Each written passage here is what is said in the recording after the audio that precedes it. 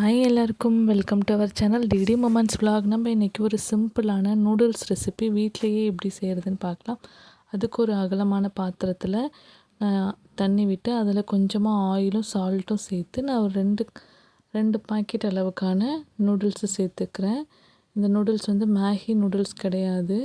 கடைகள்லாம் நூடுல்ஸ் செஞ்சு கொடுப்பாங்க இல்லையா, அந்த மாதிரியான நூடுல்ஸு.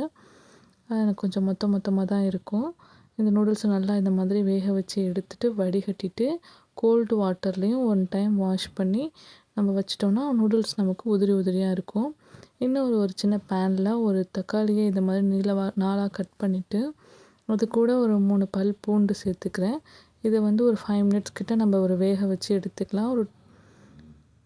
எடுத்ததுக்கப்புறம் ஒரு மிக்சர் ஜாரில் இதை சேர்த்துக்கலாம். இது கூடவே ஒரு 1/4 ஸ்பூன் அளவுக்கு மிளகு சேர்த்துருக்கேன். மிளகு காரம் பிடிக்காதவங்க ஒரு பட்டை மிளகாய் சேர்த்துக்கலாம்.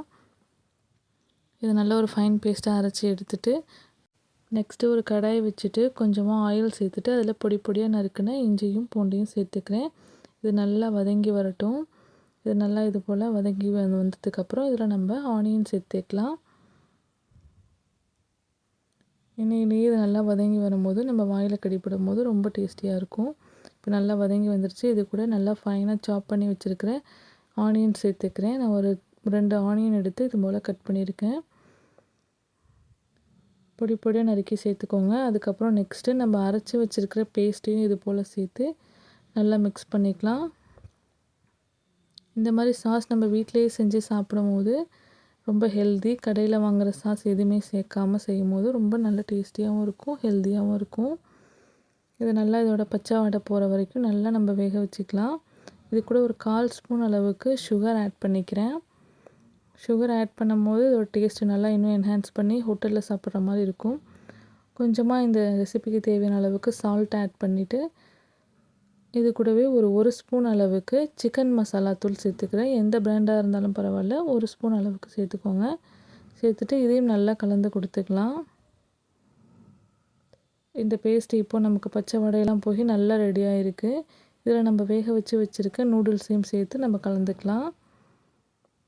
நூடுல்ஸை சேர்த்துட்டு அப்படியே நம்ம கலந்துடக்கூடாது.